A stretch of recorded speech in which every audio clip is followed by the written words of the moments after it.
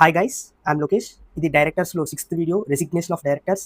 ఈ క్వశ్చన్ ఏంటంటే, ఒక డైరెక్టర్ కంపెనీ నుంచి రిజైన్ చేయాల్సినప్పుడు తను ఏమేమి చేయాలి, ఎవరెవరికి ఇన్ఫార్మ్ చేయాలి అనేసి.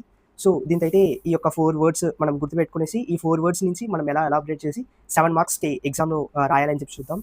సో ఫస్ట్ 4 వర్డ్స్ చూసుకున్నామంటే, first one letter of resignation to the company. So ఒక కంపెనీకి మనం ఒక లెటర్ పంపిస్తాం అనమాట. అంటే మనము ఇలా డైరెక్టర్గా ఉన్నాను నేను, సో ఇప్పుడు రిజైన్ చేస్తున్నాను మీ కంపెనీ నుంచి అనేసి.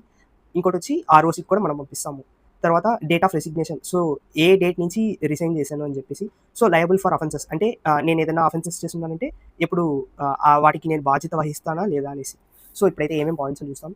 ఫస్ట్లో చూసుకున్నామంటే letter of resignation to the company. So ఒక కంపెనీ నుంచి మనం రిజైన్ అయ్యేటప్పుడు ఒక లెటర్ పంపిస్తామంట. ఆ లెటర్ ఎలా ఉండాలంటే, a director may resign from his office by giving a notice in writing to the company. So ఒక నోటీస్, జస్ట్ ఒక డైరెక్టర్ వచ్చి జస్ట్ ఒక రిజైన్ చేయొచ్చు. ఎలా అంటే ఒక పేపర్లో నోటీస్ ఇచ్చి నేను ఇలా రిజైన్ చేస్తున్నానని చెప్పి రిజైన్ చేయొచ్చు. Second, on receipt of notice the board shall take note of the same and the company shall intimate to ROC.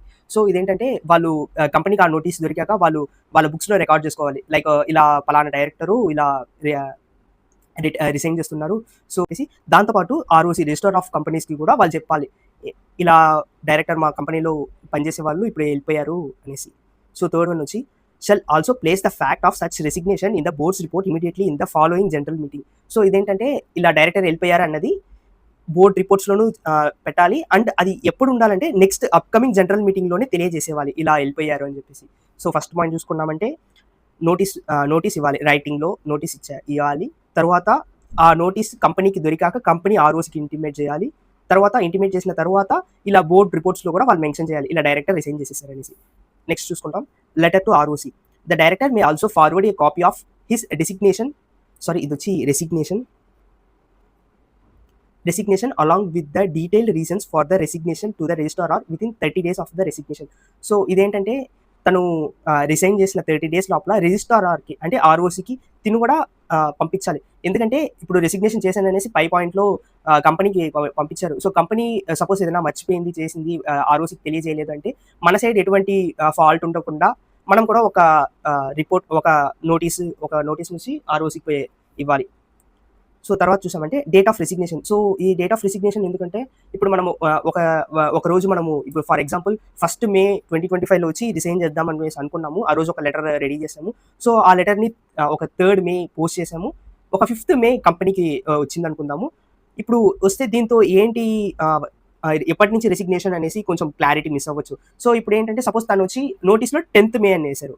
So A notice అయితే ఎయిదర్ కంపెనీకి ఏ రోజైతే వచ్చిందో ఆ డేట్ ఆర్ నోటీస్లో మెన్షన్ చేసిన డేట్, ఈ రెండిట్లో ఏ డేట్ అయితే లేటరో, ఏ డేట్ అయితే తర్వాత వస్తుందో ఆ date of resignation. So next point చూసుకున్నామంటే లయబుల్ ఫర్ అఫెన్సెస్.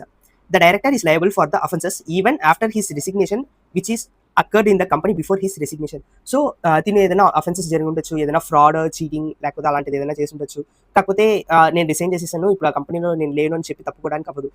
తను డైరెక్టర్గా ఉండే పీరియడ్లో అలాంటివి ఏమైనా జరిగి ఉంటే తను రెస్పాన్సిబుల్ అండ్ తను లయబుల్.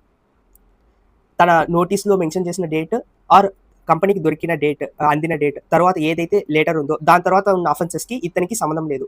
కానీ ఇతను ఉన్న పీరియడ్లో ఏదైనా అఫెన్సెస్ జరుగుంటే మాత్రం ఇతను లయబుల్ అండ్ ఇతనికి పెనాల్టీ కూడా పడవచ్చు. సో అలాగా. సో ఈ 4 పాయింట్స్ మనం గుర్తుపెట్టుకుంటే ఎగ్జామ్లో ఈజీగా రాయడానికి మనకి ఈజీగా గుర్తొస్తుంది. So letter of resignation to the company. First వచ్చి మనం నోటీస్లో రైటింగ్స్లో పంపిస్తాం కంపెనీకి, ఆ కంపెనీ అది నోట్ చేసుకుంటుంది, ఇలా డైరెక్టరు రిజైన్ చేశారు అని చెప్పేసి. తర్వాత ఆర్ఓసికి ఇంటిమేట్ చేస్తుంది, ఇలా డైరెక్టర్ మా నుంచి వెళ్ళిపోయారు, రిజైన్ చేసేసారు అనేసి. ఇలా రిజైన్ చేశారు ఆర్ఓసికి చెప్పిన విషయాన్ని వాళ్ళ బోర్డ్ రిపోర్ట్స్లో కూడా మెన్షన్ చేసి తర్వాత నెక్స్ట్ కమింగ్ జనరల్ మీటింగ్లో కూడా మెన్షన్ చేస్తారు. సో తర్వాత వచ్చేసి letter to ROC. So company పంపించడం వరకు ఓకే ఆర్ఓసికి. సో ఇప్పుడు రేపు ఎప్పుడైనా మనం వచ్చి నేను రిజైన్ చేసేసాను అని చెప్తే ఆర్ఓసి వచ్చి అడగచ్చు, అవునా నువ్వు ఎప్పుడు రిజైన్ చేసావు, నాకేం తెలియదు చెప్పలేదంటే, అదేంటది కంపెనీ పంపించాలి కదా అనేసి, కంపెనీ పంపించుంటారు కదా అంటే, లేదు నా కంపెనీ ఏం పంపించలేదు అంటే, ఇంకా అలాంటి టైంలో అలాంటి సిచ్యువేషన్స్ అరైజ్ అవ్వకూడదు. కాబట్టి ఆర్ఓసికి మనం డైరెక్ట్ రిజైన్ చేసిన డైరెక్టర్ కూడా డైరెక్ట్గా ఒక కాపీని ఆర్ఓసికి పంపించాలి. అది ఎప్పుడు లోపల 30 days లోపల పంపించాలి. తర్వాత చూసుకున్నామంటే డేట్ ఆఫ్ రెసిగ్నేషన్. సో ఇదైతే ఎయిదర్ కంపెనీకి నోటీస్ దొరికిన రోజు ఆర్ తను నోటీస్లో ఏ డేట్ అయితే మెన్షన్ చేస్తాడో ఆ 2 డేట్స్లో ఏదైతే later, which ever is later వస్తుందో ఆ డేట్ ఆఫ్ రెసిగ్నేషన్గా తీసుకోవాలి. Liable for offences. తను డైరెక్టర్గా ఉన్నప్పుడు అంటే బిఫోర్ రిసిగ్నేషన్ వరకు ఏదైనా అఫెన్సెస్ జరుగుంటే, ఏదైనా ఫ్రాడ్ జరుగుంటే అలాంటి వాటికన్నీ ఈ డైరెక్టర్ లయబుల్. తను రిసిగ్నేషన్ అయిన తరువాత ఏ ఫ్రాడ్స్ జరిగినాను తనకి ఆ ఫ్రాడ్స్కి ఏ ఒక్క సంబంధం లేదు. Okay guys, thank you. Next వీడియోలో చూద్దాం.